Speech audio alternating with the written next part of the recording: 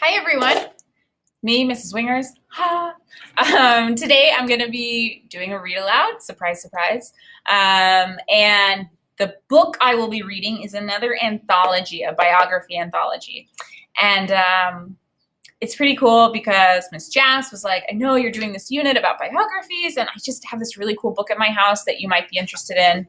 So she brought me this, Stories for South Asian Supergirls, and I'm obsessed. I love it. I've been you can see I have little bookmarks on like a bunch of different pages. As I was reading, I was like, oh, I want to share this one. I want to share this one.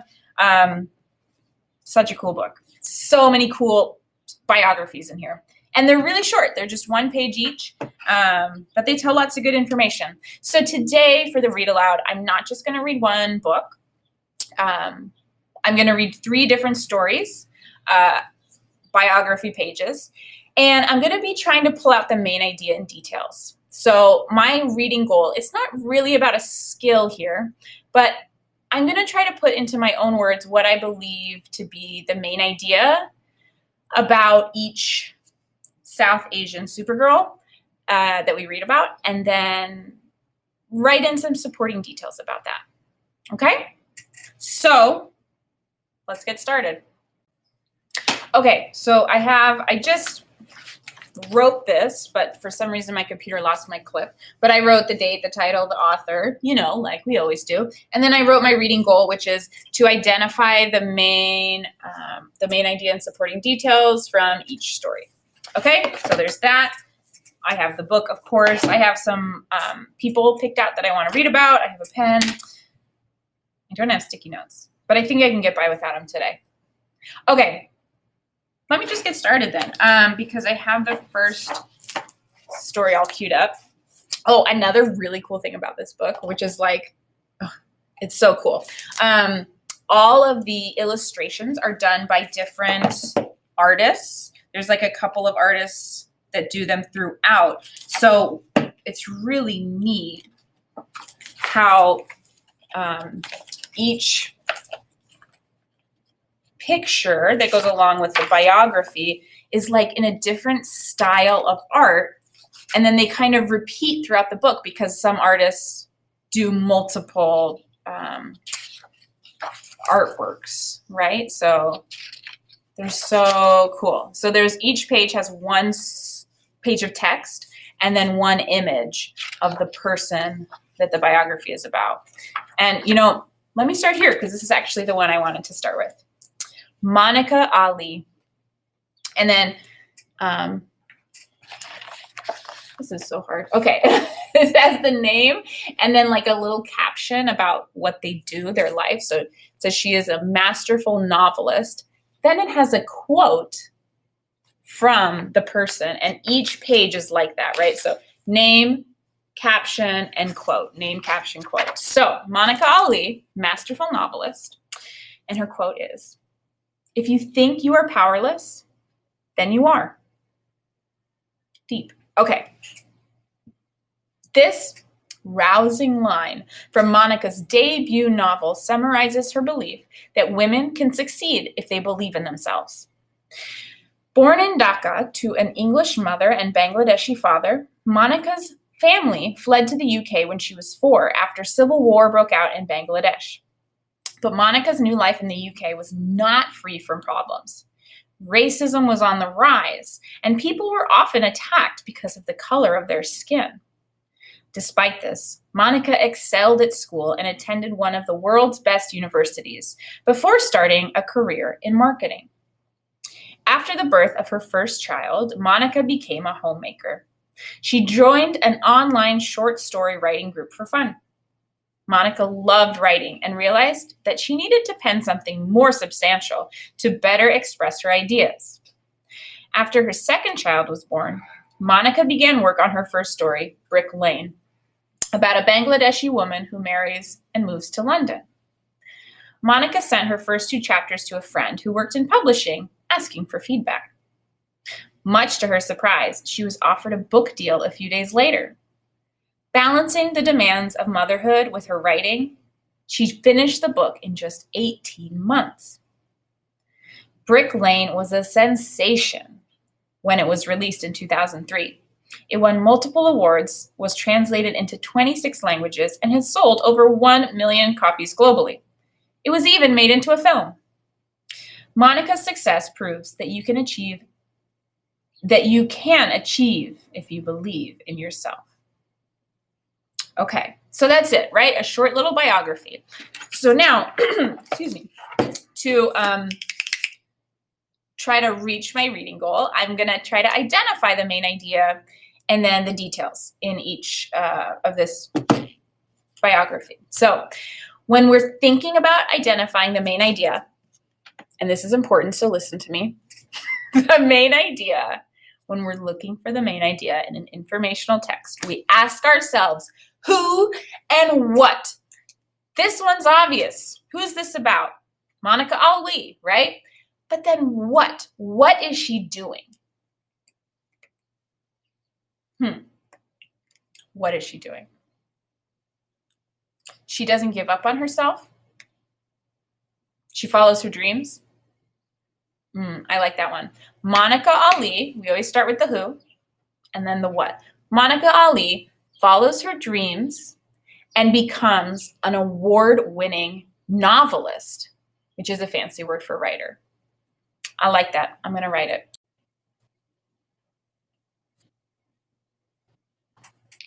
Okay, so I have my main idea, which is Monica Ali follows her dreams to become an award-winning novelist. Now I need some supporting details.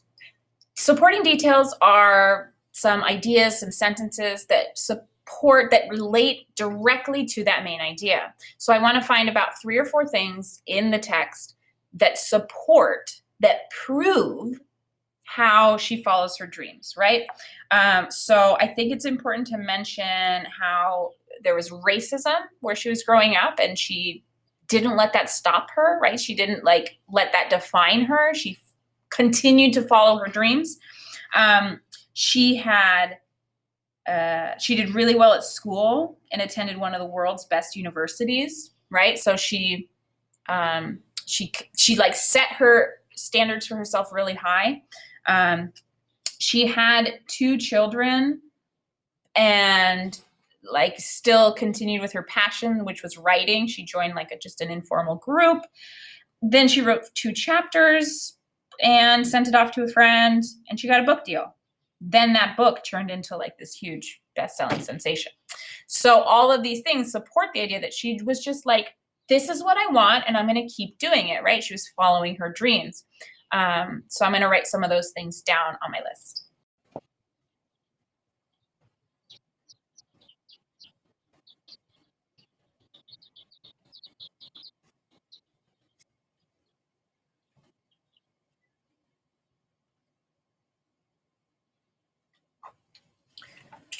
Okay, so I've written a few things here. I have five supporting details to my main idea. 1, she experienced racism while growing up, but didn't let that define her. She did really well in school and university. She became a stay-at-home mom, but continued to write because that was her passion. She sent her story to a friend who really liked it, and that led to a publishing deal, and her book became a bestseller. So for all these reasons, it really shows how Monica Ali followed her dreams to become an award-winning novelist, right? These 5 things support that directly. It's kind of these 5 things prove that. Okay, wow. Monica Ali, pretty cool lady, huh? Pretty inspirational. Well, we're going to move on to the next South Asian Supergirl. Her name is Nadiya Hussein, and her caption is Brave Baker. Okay, and her quote is, "I'm never going to say I don't think I can again. I can and I will." Love it. All right, let's read about Nadiya Hussein. As she stood in front of the cameras for the first time, Nadiya was nervous that the television audience would dismiss her as just another Muslim in a headscarf. However, simply by being herself, she would go on to win the country's adoration, proving she was just as British as anyone else. Nadiya had a tough childhood growing up in Luton. She was bullied because of her dark skin and was often on the receiving end of hurtful, racist remarks. Nadiya developed serious anxiety, but always found peace in the kitchen, and so she turned to baking to cope. Nadiya was married with 3 children when she decided to start her university degree. Balancing everything was extremely demanding, and for the second time in her life, Nadiya turned to baking as a way to relax. One day, her husband saw an advertisement asking bakers to enter the Great British Bake Off, the UK's most popular television cooking competition. He encouraged Nadiya to apply, but it took her 2 years to summon the confidence to push herself forward. Much to her surprise, she was chosen to take part in the show. The competition wasn't easy, and Nadiya's anxiety and self-doubt nearly sabotaged her chances many times throughout the 10-week contest. Steadily, though, her confidence grew. The judges were so impressed by her inventive bakes that they crowned her the winner in the show's finale in 2015. Since winning, Nadiya has written books and hosted cooking shows on television. Nadiya is living her dream and shattering stereotypes about headscarves along the way. Pretty cool lady. Okay, so let me think about my reading goal, which was to identify the main idea in detail. And again, remember, do I need to grab the computer again? Be really serious. When we identify main idea, this is important, you ask yourself who and what, right? Thinking about the whole piece we just read, who is it about, and what did that piece tell us about that person? So I think it's pretty obvious the who, right? Nadiya Hussein, that was her name, right? Yes. And then what? What was that piece telling us about her? Well, it seems to me that baking was like a really positive thing in her life. It helped her relax. It helped with her anxiety, childhood, into adulthood, and all the way through to make her like the successful win that British Bake Off show. So Nadiya Hussein used baking to deal with stress, to cope with stress, and it also helped her to achieve success. Ooh, that rhymes. I love a good rhyme. Okay, let me write that down.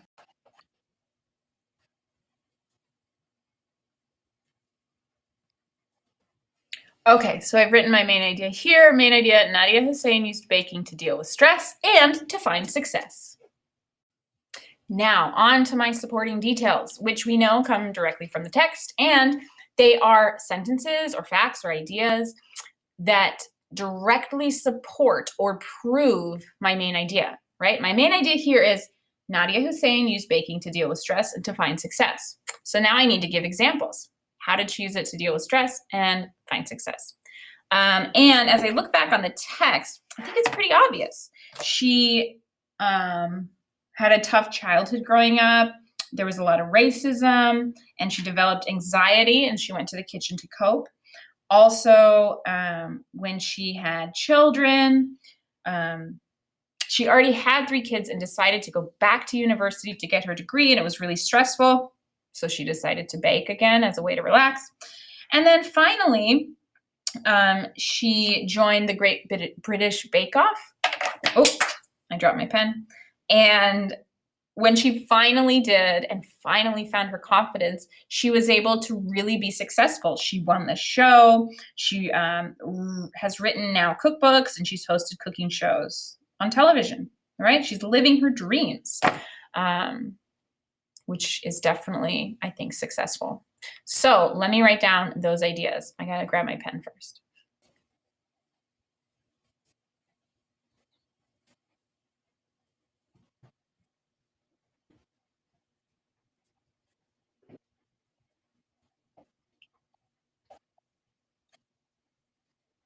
Okay, so here we go. Nadiya Hussein. So my main idea was that she used baking to deal with stress and to find success. So here are my examples of how she did that. Nadiya experienced racism when she was younger and used baking to relax. She was stressed going to university after having a family, so she baked to cope. She entered the Great British Bake Off competition, gained confidence, and won. She wrote cookbooks and hosted TV shows. She followed her dreams, which made her happy.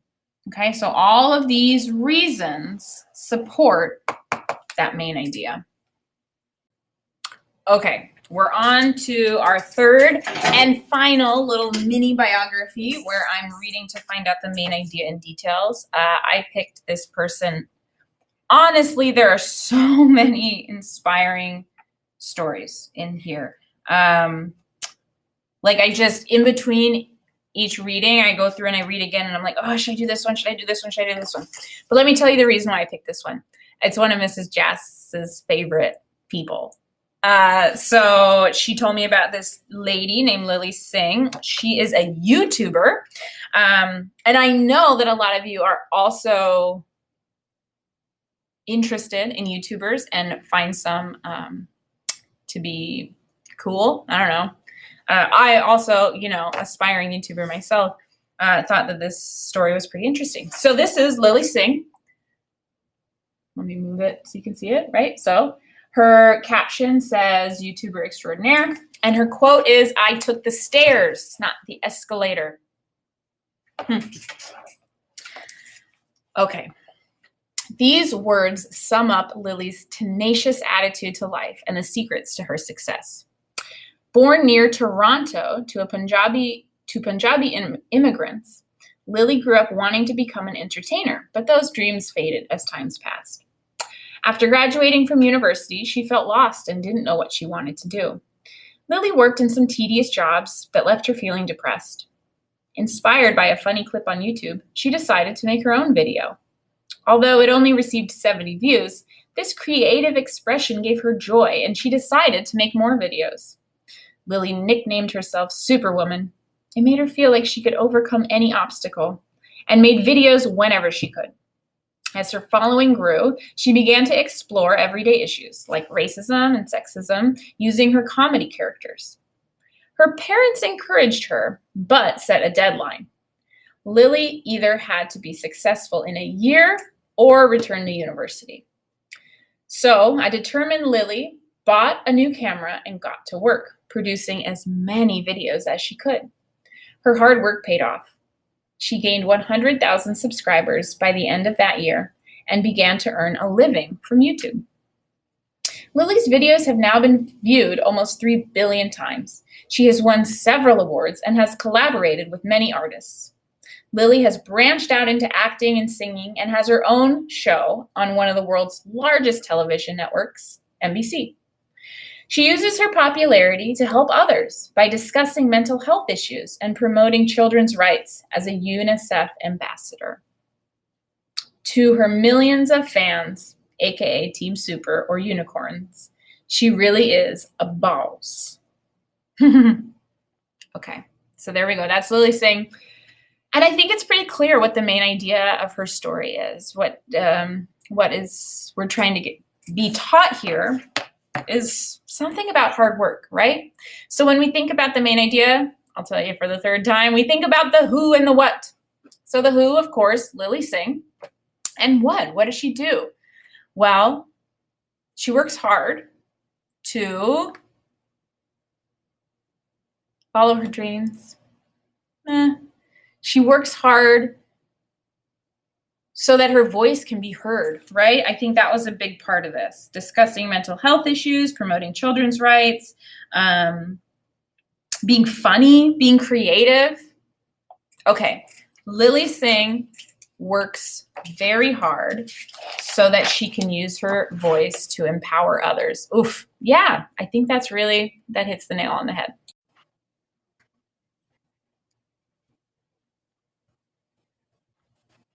Okay, I have my main idea. Lilly Singh works hard so that she can use her voice to empower others. So I think there's a lot of things that was in this text that really proved how she worked hard and how she empowers others. So first of all is that she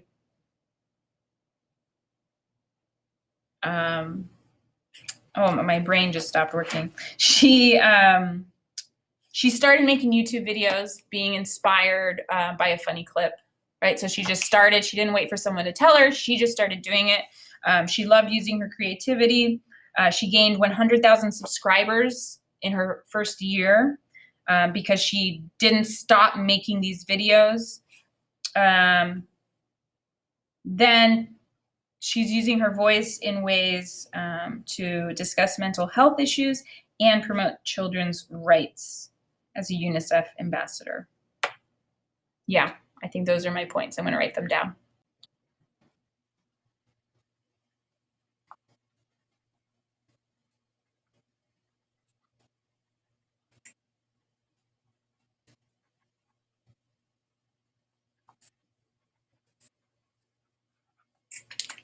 Okay, so I have 5 points here, 5 supporting details that match up, that support, that prove my main idea here. So Lilly Singh works hard so that she can use her voice to empower others. Yes. How does she do that? Well, she made her first video after being inspired by a funny YouTube clip. She works hard so she can have a job using her creativity.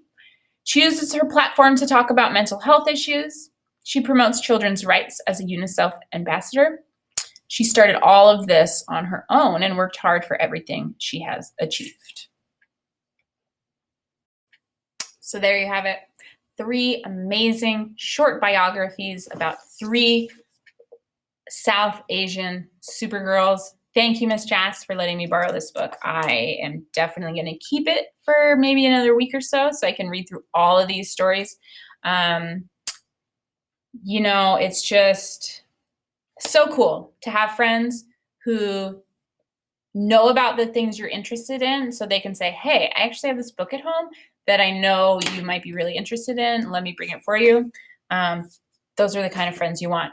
So not only did we read a great story, we learned about some really cool people. We practiced finding the main idea, you know, that really important thing that I kept talking about. We practiced that. Finding the main idea is just thinking about the who and the what that paragraph or story is about, and then finding some details that support, right, prove that main idea. So we'll practice that more. It's a really important skill, but I think we've gotten a good start on it today. So if you have anyone that inspires you, or you have a story that you want me to read, please let me know. I'm so happy to take suggestions. Yeah. Have a great day. Happy reading. I hope you find someone or something that inspires you today. See you soon.